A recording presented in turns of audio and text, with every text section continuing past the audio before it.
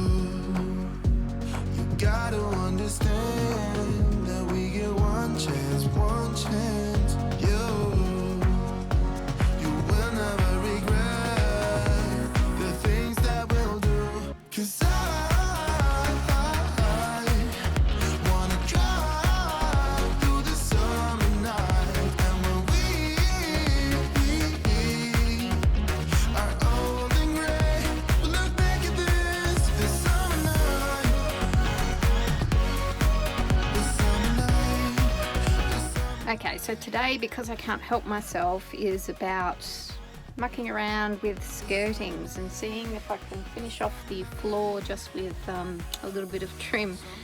See if it just makes it look that much better.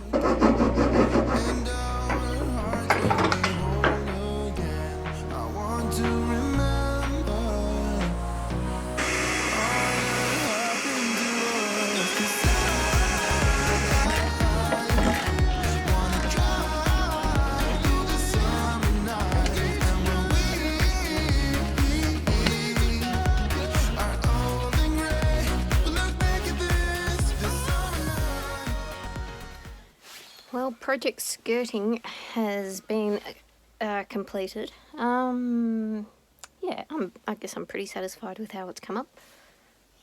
The test, I think, will be how dirty the carpet gets and how annoying it is to remove the skirting. So, would I do it again? I don't know. Perhaps if I had more professional carpet fitting, I may not bother.